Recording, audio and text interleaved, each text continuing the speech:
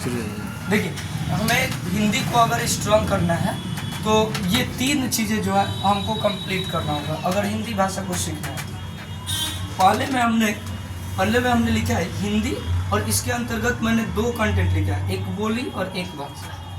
बोली और भाषा को समझने से पहले मैं आपको बता दूं हिंदी क्या है। हिंदी एक भाषा है। हिंदी क्या है? एक भाषा है, और ये भारत की जो है राज्य भाषा है। देखिए, राज्य भाषा और राष्ट्रभाषा दोनों में अंतर होता है। राज्य भाषा क्या है? किसी राज्य के द्वारा जिस भाषा को संवैधानिक रूप से स्वीकारा जाता है उसको राज्य भाषा कहते हैं। राष्ट्रभाषा किसे कहते हैं? तो किसी देश के द्वारा जिस भाषा को संवैधानिक रूप से स्वीकार किया जाता है उसको राष्ट्रभाषा कहते हैं। तो हिंदी हमारी क्या है? हिंदी राज्य भाषा है, न कि राष्ट्रभाषा। अब करते हैं हम बोली। सबसे पहले देखिए, हिंदी में हम क्या बोली क्या है? जो भी बात हम घरों में बोलते हैं उसे बोली कहते हैं। अब कौन सी बात हम घरों में बोलते हैं?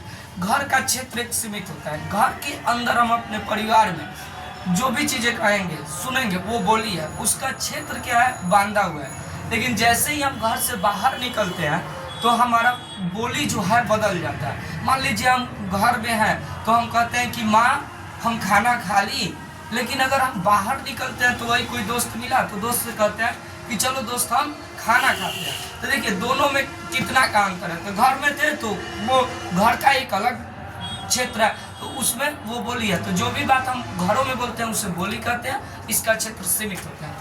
अब देखते हैं भाषा।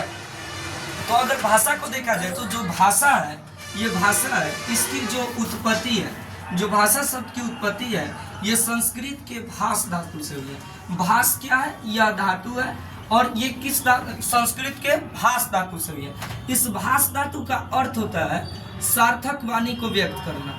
इस भाष धातु का अर्थ होता है सार्थक वाणी को व्यक्त करना। इसका अब मतलब समझ लेते हैं। देखिए, भाषा शब्द की उत्पत्ति संस्कृत के भाष धातु से हुई है, जिसका अर्थ होता है सार्थक वाणी को व्यक्त करना। अर्थात जब 2 व्यक्ति अपने विचारों का आदान प्रदान सार्थक वाणी के द्वारा करते हैं तो उसे हम क्या कहते हैं? उसे हम भाषा कहते हैं। समझ में आ गया? जब 2 व्यक्ति अपने विचारों का आदान प्रदान सार्थक वाणी के द्वारा करते हैं तो उसे हम क्या कहते हैं? भाषा कहते हैं। अभी हम भाषा के 2 प्रकार देखे थे, एक राज्य भाषा देखे थे और एक राष्ट्रभाषा देखे थे, ठीक। और एक होता है अंतरराष्ट्रीय भाषा। एक होता है राष्ट्रीय भाषा और एक होता है राज्य भाषा और एक अंतरराष्ट्रीय भाषा।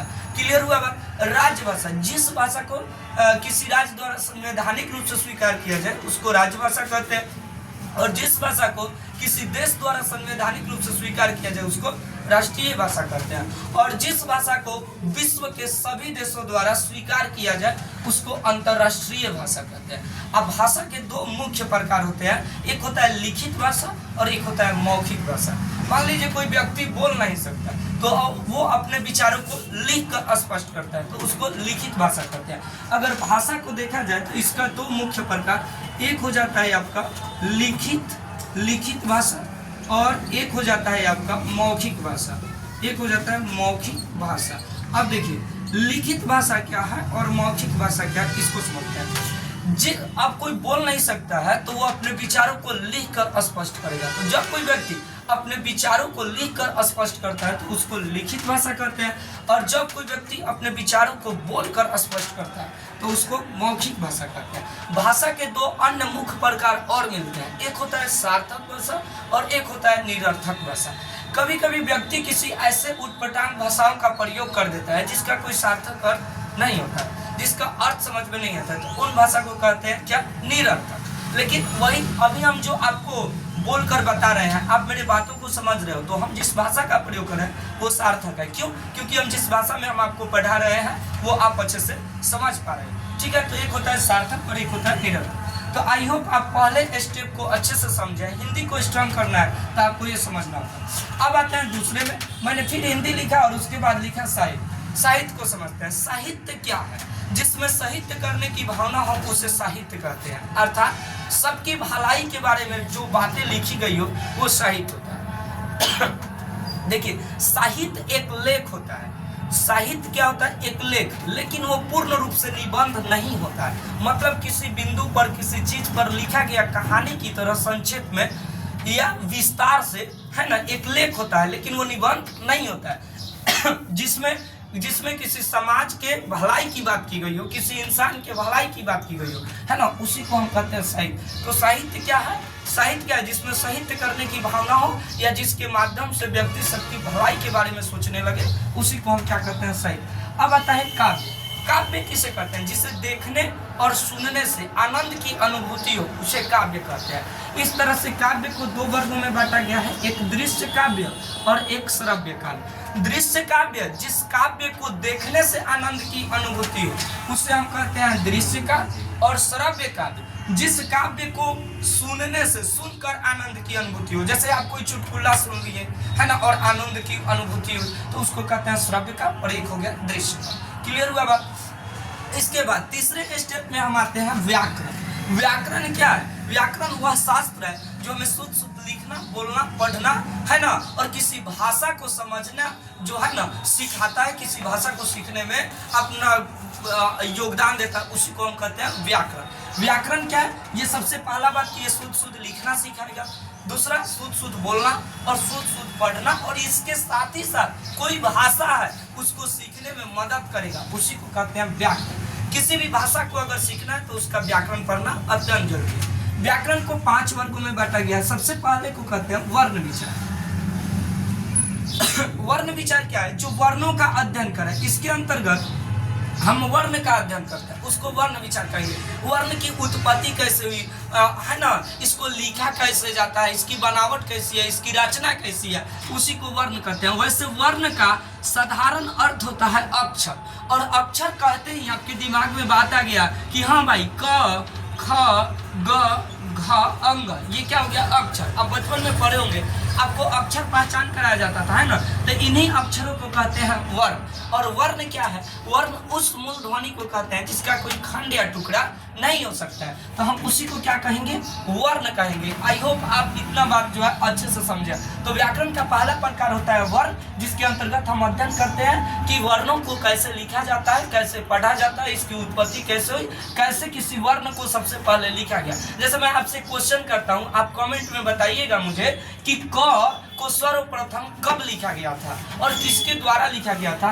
अगर आपको जानकारी है तो आप हमें बताइएगा, नहीं तो हम आपको जब वर्ण विचार पढ़ाएंगे तो उसमें पूरा विस्तार से समझाएंगे कि कौन सा व्यक्ति था जिसने सबसे पहले क लिखा था, च लिखा था, और किस तरह से हिंदी वर्णमाला का पूर्ण रूप से खोज हो गया। ये आपको जानना अत्यंत जरूरी है ना। तो वर्ण विचार जब शुरू करेंगे तो उसमें बताएंगे। दूसरा आपका प्रकार होता है शब्द विचार। शब्द विचार क्या होता है, इसको अच्छे से समझते हैं। शब्द विचार के अंतर्गत वर्णों के मेल से शब्द का निर्माण करते हैं, और जो शुद्ध और अशुद्ध शब्द है इसका पहचान करते हैं। शब्दों के बारे में संपूर्ण रूप से अध्ययन करते हैं, शब्द कितने प्रकार के होते हैं, क्या है ना, ये होता है शब्द विचार। तो शब्द विचार में शब्द के बारे में पढ़ेंगे।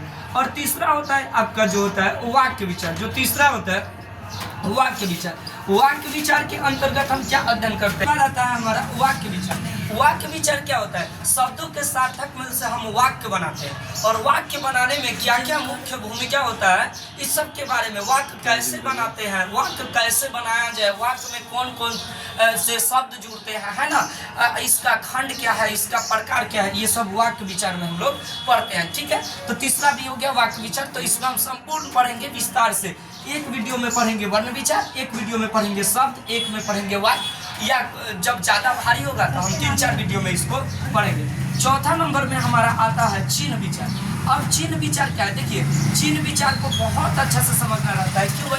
क्योंकि देखिए, इसके अंतर्गत जैसे मैंने कहा कि प्रश्नवाचक चिन्ह, कोमा, है ना, तो ये सब चिन्ह का प्रयोग हम कहाँ करते हैं, है ना। जैसे मान लीजिए कि ये हिर्षिकार की मात्रा, इसका प्रयोग हम कहाँ करेंगे, कैसे करेंगे। जैसे मैंने आपको एक शब्द लिखा, मैंने एक शब्द लिखा किरण, और मैंने एक और शब्द लिखा किरण, तो कौन सा किरण सही है ना, और कैसे हम इसको करेंगे। सबसे ज़्यादा मिस्टेक इसमें होता है। जैसे मैंने लिखा कुआं, तो मैंने एक कुआं यहाँ लिख दिया, और मैंने एक कुआं यहाँ लिख दिया, मैंने ऐसे एक और कुआं लिख दिया, और मैंने इस तरह से एक और कुआं लिख दिया। अब मैं पूछूंगा कि कौन कुआं सही है, क्या सभी के सभी गलत है। तो इस तरह से मात्रा के बारे में जब आप पढ़ लीजिएगा, चिन्ह के बारे में पढ़ लीजिएगा, तो आपको ये ज्ञान हो जाएगा कि कैसे हम किसी शब्द को अच्छे से लिखते हैं। तो ये होता है चिन्ह विचार। और इसके बाद लास्ट होता है छंद विचार। छंद विचार ये पूरे सेंटेंस को, पूरे वाक्य को जो लिखा जाता है उसके बारे में सविस्तार समझाता है। ठीक है, तो ये व्याकरण के 5 प्रकार होगा, है ना। ये पूर्ण रूप से जब आप पढ़ लीजिएगा तो ये समझ में आ जाएगा कि कैसे किसी भाषा को लिखते हैं, किसी भाषा को बोलते हैं, है ना। आप सही से लिखना, सही से बोलना, ये सब समझिएगा। तो अगले वीडियो में मिलते हैं वर्ण विचार के साथ। तब तक के लिए धन्यवाद।